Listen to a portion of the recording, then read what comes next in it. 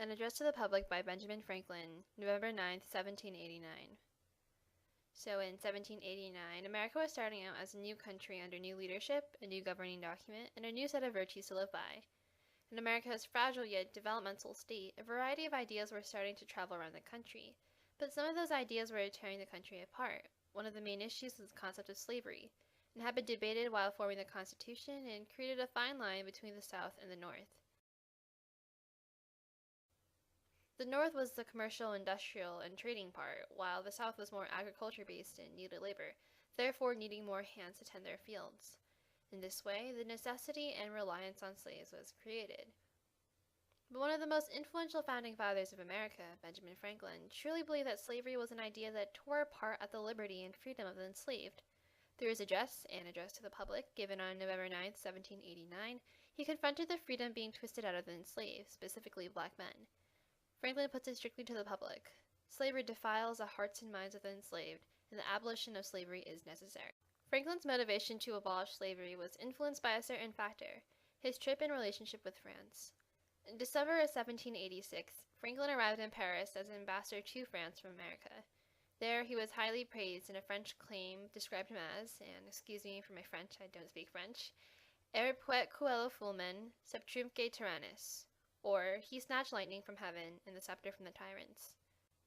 In France until 1785, he would remain in Paris, carrying out his ideas of democracy and virtues from America, later influencing France to participate in their own revolution. On February 4, 1794, the National Convention of France published a decree that stated all Negro slaves in the French colonies were free, and that all men, despite color, will be considered equal and retain the rights assured by the French Constitution. This sort of ordeal most likely sparked an interest in Franklin to abolish slavery within America as well. When he returned back to America in 1785, he continued his position as the president of the Society in Pennsylvania, or the Society for Promoting the Abolition of Slavery and the Relief of Negroes Unlawfully Held in Bondage. With this association founded by a group of Pennsylvania Quakers, people who valued peace and pacifism, Franklin continued to advocate for the abolition of slavery, but also aid for slaves after they were freed. It is clear that Franklin's intentions were to free slaves, as he felt like they were unjustly held in captivity. In the beginning of the document, Franklin addresses the Pennsylvania Abolition Society and praises the society for coming so far. Franklin states, "It is with peculiar satisfaction we assure the friends of humanity that in prosecuting the design of our association, our endeavors have proved successful, far beyond our most sanguine or positive expectations. Encouraged by the success and by the daily progress of that luminous and benign or kind spirit of liberty, which is diffusing itself throughout the world, and humbly hoping for the continuance of the divine blessing on our labors, we ventured to make an important addition to our original plan, and do therefore earnestly solicit or ask for the support and assistance of all who can feel the tender emotions of sympathy and compassion, or relish the exalted pleasure of beneficence or kindness." He's beginning the address with a kind and almost heartwarming tone, as he's trying to get the public's attention, attract them to his address, and ask for support. But by this point in time, Franklin is highly popular among the public and the government, and his fame allowed his words to spread quickly. Yet he still genuinely asked the public to listen to him, showing that he was passionate about abolition. After he humbly praises his society, he then subtly commends America, and also notes the spirit of liberty that is not only opening doors in America, but all over the world.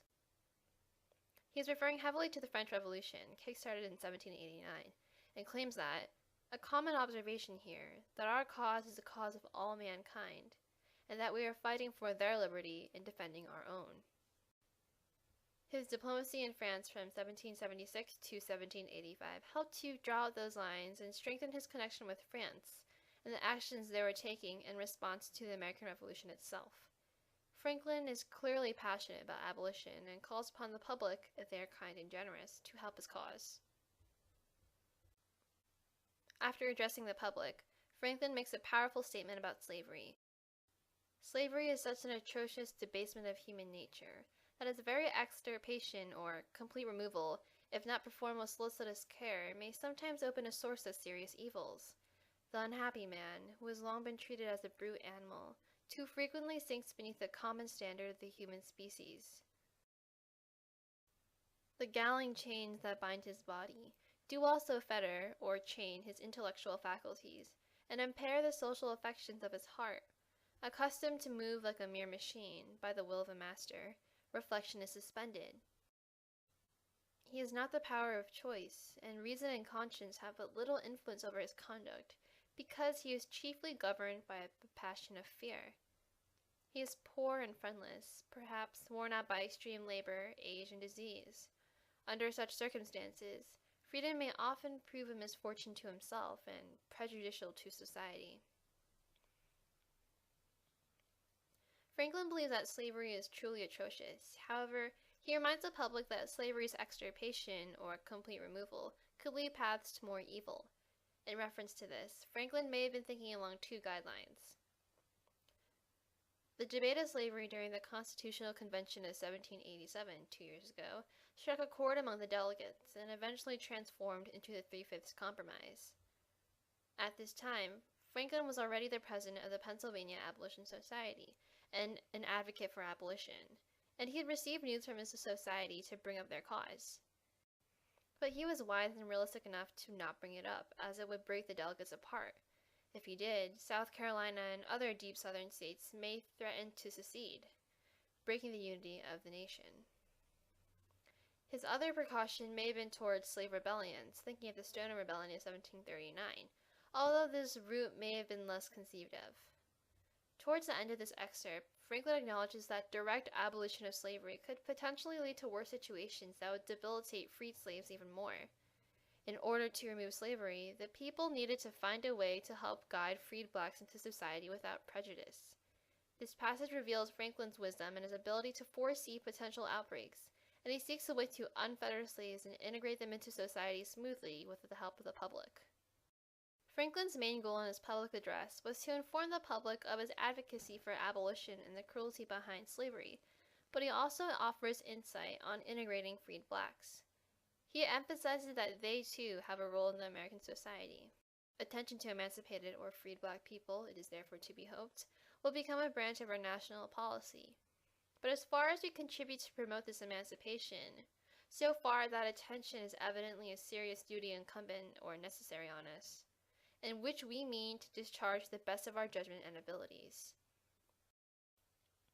To instruct, to advise, to qualify those who have been restored to freedom, for the exercise and enjoyment of civil liberty, to promote in them habits of industry, to furnish them with employment suited to their age, sex, talents, and other circumstances, and to procure their children an education calculated for their future situation in life. These are the great outlines of the Annex Plan, which we have adopted and which we conceive will essentially promote the public good and the happiness of these too much neglected fellow creatures. A plan so extensive cannot be carried into execution without considerable pecuniary resources, beyond the present ordinary funds of the Society. We hope much from the generosity of enlightened and benevolent freemen, and will gratefully receive any donations or subscriptions for this purpose, which may be made to our Treasurer, James Starr, or to James Pemberton, Chairman of our Committee of Correspondence. In this large excerpt, Franklin continues to express the integration of freed blacks into American society without prejudice. This must imply that Franklin knows that emancipated black people are completely capable of achieving goals and setting ideals for themselves. This opinion is reflected from Franklin's visit to a Negro school in Philadelphia in 1763. When he visited, Franklin claimed that the black students gave him a higher opinion of the natural capacities of the black race than I had ever before entertained. Their apprehension seems as quick, their memory as strong, and their docility in every respect equal to that of white children.